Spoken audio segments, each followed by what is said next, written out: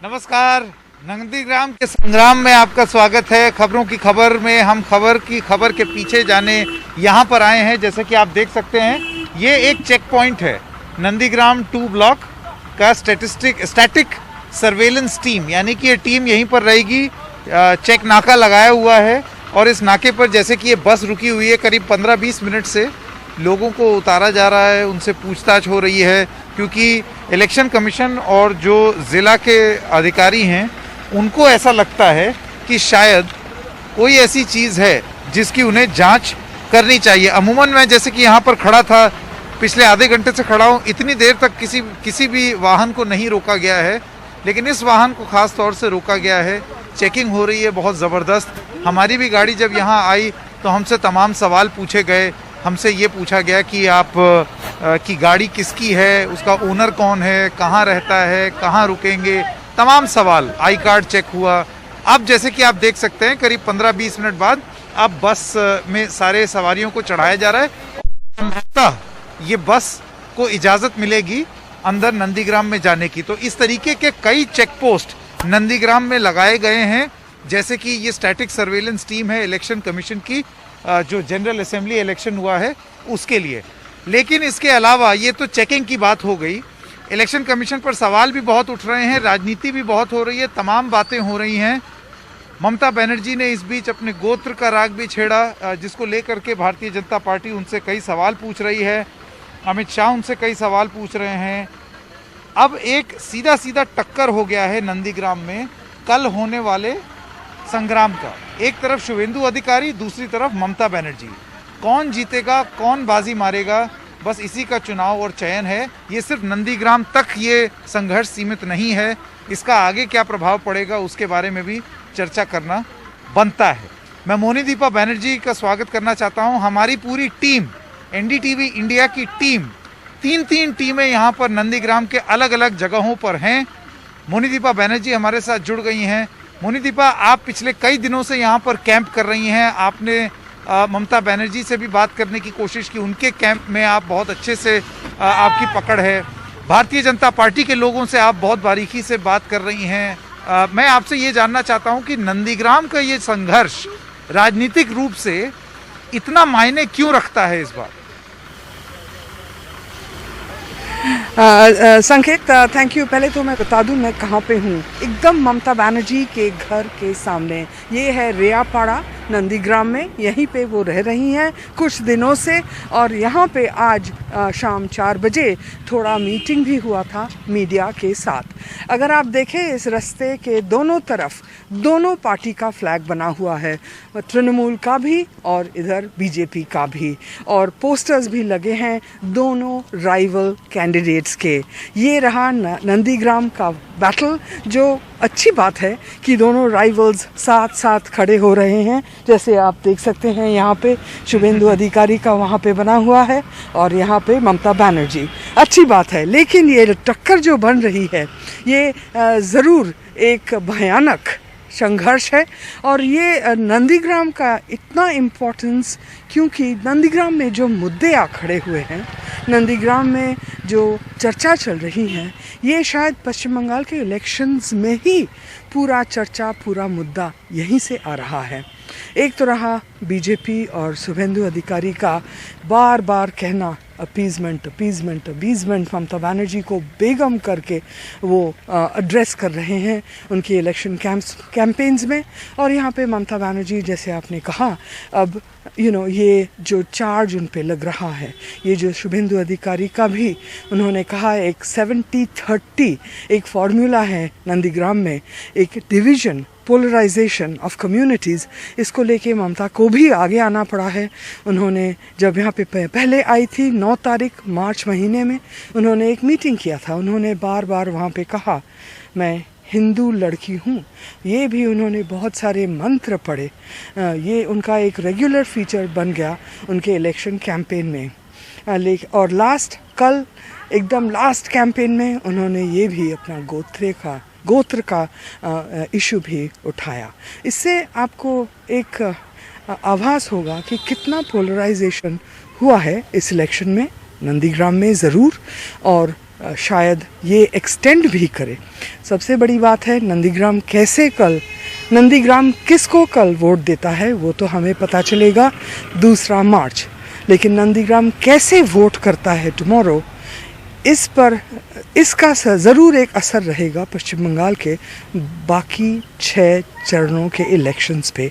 क्या नंदीग्राम शांतिपूर्ण तरीके से वोट करेगी कल या गुस्से में?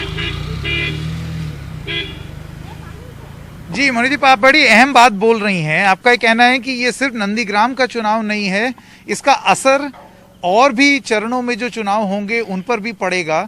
आप हमारे साथ बने रहिए क्योंकि कुछ सवाल हैं जो मैं आपसे और पूछना चाहता हूं, लेकिन एक बार अनुराग के पास भी चले जाएं। मोनीदीपा ने, अनुराग, जो अभी बताया कि किस तरीके से झंडा, पताका, इधर एक का झंडा दूसरे का झंडा, मैं देख रहा हूं ये पूरे पश्चिम बंगाल भर की स्थिति है, सिर्फ नंदीग्राम में ही नहीं। अभी आज सुबह हम लोग शिंगूर में थे, नंदीग्राम की तरह वहां पर भी एक आंदोलन हुआ था, वो आंदोलन जिससे ममता बनर्जी सत्ता में आई, और वहां पर भी मतलब मेरे लिए वो एक अजीब सा एक दृश्य था कि एक पेड़ पर पत्ते कम और झंडे ज्यादा थे, और हर डाल पर एक तरफ बीजेपी तो एक तरफ तृणमूल, मतलब झंडे पे झंडा, ऐसी मैन टू मैन मार्किंग झंडों की हो रही है। इतना इतना ज्यादा प्रचार का जोर दिया जा रहा है इन दोनों पार्टियों के बीच में। अनुराग, मैं आपसे ये जानना चाहता हूं कि आपने अलग अलग समुदायों से यहाँ पर बात की है, मछुआरों से बात की है, आपकी क्या रीडिंग रही है?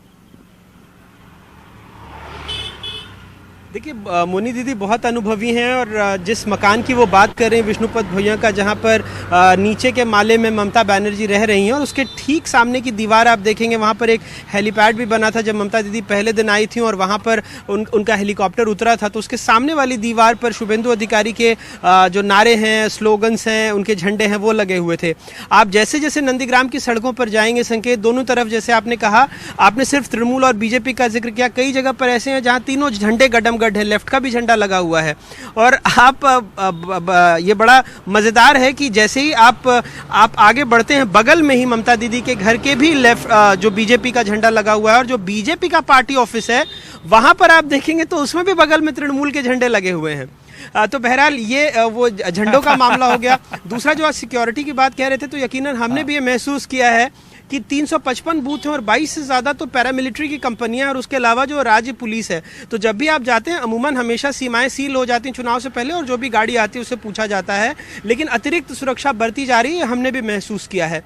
तीसरी बात आपने अलग अलग समुदायों की है, मछुआरों की है। तो बीजेपी ने यहाँ पर एक बड़ा ऐलान किया, और जिसको आज हम देख रहे थे, क्योंकि लगभग 30 लाख मछुआरों के परिवार हैं, और जो उनका एसोसिएशन, उनका दावा है कि लगभग 1 करोड़ मछुआरों के वोटर हैं।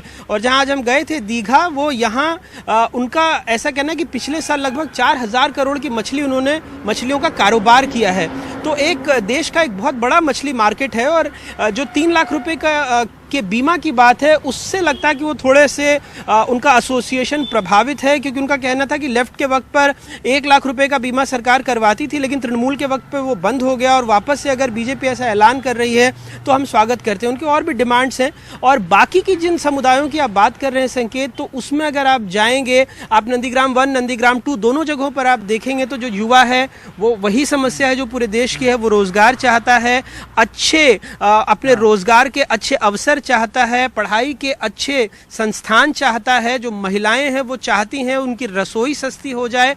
आम तौर पर जो अलग अलग जगहों की लेकिन दिक्कत ये है कि अनुराग, मैं अभी वापस आता हूं आपके पास। मोनीदीपा, इसी से जुड़ा हुआ सवाल आपसे। देखिए, नंदीग्राम में लोगों से बात कीजिए या शिंगूर में बात कीजिए, वो कहते हैं हमें रोजगार चाहिए, हमको अच्छी गैस चाहिए, हमको संसाधन चाहिए, हमको ऐसी चाहिए कि सुविधाएं मुहैया हो जाएं। लेकिन चुनाव में दूसरे ही मुद्दे हावी हो जाते हैं, और खास तौर से नंदीग्राम के संदर्भ में अगर बात करें तो यहाँ तो जो जबरदस्त रूप से ध्रुवीकरण की राजनीति हुई, उसकी चपेटे में तो तृणमूल कांग्रेस भी आ गई है। जी ज़रूर, जैसे आपने कहा और जैसे मैंने देखा यहाँ नंदीग्राम पे, ये मेरुकरण का राजनीति ऐसा पश्चिम बंगाल में बहुत ही कम दिखा है हमें। हम तो बहुत सालों से पश्चिम बंगाल में इलेक्शंस कवर करते आए हैं, राज्य को कवर कर रहे हैं, लेकिन इतना सीधा ओपन पोलराइजेशन सच कभी नहीं देखा। यहाँ पे जैसे मैंने कहा एक 70% हिंदू पॉपुलेशन, 30% मुस्लिम पॉपुलेशन रफली, और इनकी जो इनको लेके जो लड़ाई चल रही है राजनीतिक, ये ऐसा पश्चिम बंगाल में इतना ओपनली कभी नहीं हुआ है। बेसिकली जो माना जाता है कि जो माइनॉरिटी वोट्स हैं वो तृणमूल के जाएंगे। अब हिंदू वोट्स जो हैं, मेजॉरिटी वोट्स जो हैं, वो कैसे स्प्लिट होती हैं, इस पर सबका नज़र, इस पर सबका चर्चा। बहुत ही खुल्ला ये डिस्कशंस चल रही हैं। नंदीग्राम में पहली बार मैं देख रही हूँ इतना साफ सफा एक मेरुकरण पश्चिम बंगाल के इलेक्शंस में। ये बहुत अहम बात बोल रही हैं मोनिदीपा जी, आपका बहुत बहुत धन्यवाद। अनुराग, मैं अब आपके पास वापस आना चाहता हूँ। ध्रुवीकरण के बारे में जो बातचीत हो रही है उसकी बात करते हैं। देखिए, भारतीय जनता पार्टी की इस तरीके की बात की हमेशा एक नीति रही है, हमने देखा है, वो दिल्ली चुनाव में भी देखा है और जगह भी देखा है। यहाँ उनका ये कहना है कि हम ये बात इसलिए कर रहे हैं क्योंकि एक मुख्यमंत्री थी जो कि एक समुदाय विशेष को भूल ही गई थी, क्योंकि वो सिर्फ एक समुदाय विशेष को रिझाने में लगी हुई थी। आपको लगता है ममता बनर्जी की तरफ से ये प्रयास कि अब वो चंडी पाठ भी कर रही हैं, मंदिरों में भी जा रही हैं, सर्वजन हिताय सर्वजन सुखाय की बात कर रही हैं, बार बार अलग अलग श्लोक जपती हैं, मंदिरों की बात करती हैं। आज सिंगूर में अपनी स्पीच में उन्होंने मंदिरों का जिक्र किया।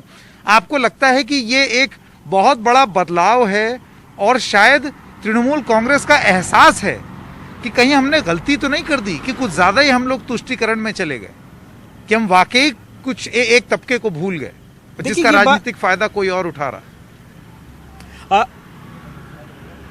देखिए, ये बात तो थोड़ी बहुत है संकेत, क्योंकि जैसे उन्होंने अपने गोत्र की बात कही तो उसमें भी आप प्रतीक देखिए कि काश्यप ऋषि के पुत्र थे देवल ऋषि और फिर शांडिल्य, क्योंकि सप्त ऋषियों से ये परंपरा चली आ रही थी गोत्र की, और फिर 11 ऋषि और हुए जिसमें कई सारे ऋषि मुनि हैं। लेकिन जो शांडिल्य गोत्र है, जैसा हम जानते हैं कि काश्यप जो उनको जो अदिति थी उनकी पत्नी, उनके 12 बच्चे आदित्य और फिर जो द्वितीय थी उनके बच्चों को असुर कहा गया। और धीरे धीरे जब आप ऋषि परंपरा में आगे बढ़ते हैं तो शांडिल्य ऋषि जो उन्होंने अपना गोत्र बताया है उसको बहुत ऊंचा स्थान मिला हुआ है, महाभारत में भी बहुत ज़्यादा उनका जिक्र होता है। लेकिन मूलतः वो सरयू पारणी माने जाते हैं। तो आप इसमें भी देखिएगा कि जो ममता बनर्जी प्रतीकों में कहना चाह रही हैं, मोनी दी की बात को आगे थोड़ा ले जाते हुए जो कल मैंने प्रत्यक्ष महसूस किया, हम लोग जब मिथुन चक्रवर्ती का रोड शो था तो नंदीग्राम बस स्टैंड से थोड़ी सी दूर एक पेट्रोल पंप है, वहां खड़े थे और वहां पर बीजेपी के समर्थक बड़ी बड़ी तादाद में मौजूद थे। और जब सामने से तृणमूल के जो समर्थक, उनके जो ऑटो थे उसमें झंडे लगे हुए थे, जब वो आ रहे थे तो मैंने अपने जीवन में राम के नाम को बहुत विनयशीलता या शांति के साथ देखा है, लेकिन इतने आक्रामक तरीके से जय श्री राम का नारा, और ये कोई बाहर से लाई हुई पब्लिक नहीं थी, ये वहां की जनता थी जो बहुत अब उस नारे को एक कह लें आक्रामक तरीके से सामने वाले की तरफ पेश करना चाह रहे थे। कुछ क्रिया प्रतिक्रिया हुई और बाद में पुलिस को थोड़ी हल्की सी लाठी भी चलानी पड़ी और उसके बाद भीड़ तितर बितर हुई। लेकिन ये मैंने महसूस किया और मोनी दी से चर्चा भी हुई कि इतने आक्रामक तरीके से जय श्री राम का नारा, क्योंकि आप इसका, इसलिए मैंने इस बात का जिक्र किया क्योंकि कई बार ममता बनर्जी को हत्थे से उखड़ते हुए देखा गया है और अब जब वो मंच पर जाती हैं तो उनके साथ ही चैतन्य महाप्रभु की बात करते हैं, श्री कृष्ण की बात करते हैं, वो खुद चंडी पाठ करती हैं और मंत्रों का जाप करती हैं। तो प्रतीकों की राजनीति जो 70-30 वाली बात मोनी दी कह रही हूँ बहुत सही कह रही है, क्योंकि जी बिल्कुल समय खत्म हो गया अनुराग, लेकिन ये महसूस किया जा रहा है, रैली दर रैली महसूस किया जा रहा है।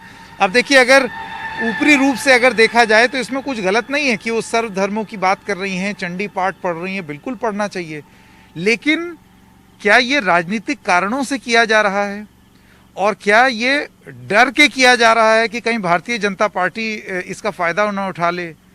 नंदीग्राम, जैसे कि मोनिदीपा और अनुराग बता रहे हैं, वो इसलिए जरूरी हो जाता है क्योंकि वो एक प्रतीक बन जाएगा आगे किस तरीके की राजनीति होगी, बाकी और चुनावों में, बाकी और चरणों में किस तरीके से प्रचार और प्रसार होगा। एक छोटे से ब्रेक के लिए रुक रहे हैं। इसके बाद हम आपको वो गोत्र वाली बात सुनाएंगे जो ममता बनर्जी ने कही, और उसके बाद तमाम बातें और हो गई। किसी ने किसी को असुर कह दिया, किसी ने कुछ और कह दिया। ये सब चले ही चलता जा रहा है पश्चिम बंगाल की राजनीति में। एक ब्रेक के बाद अभी हाजिर होते हैं।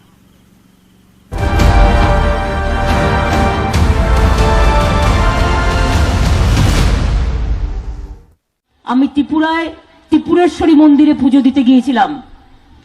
সেদিন আমার সাথে যারা ছিলেন তারা জানেন, আমাকে জিজ্ঞেস করেছিলেন পুরোহিত মহাশয়, মা তোমার গোত্রটা কি?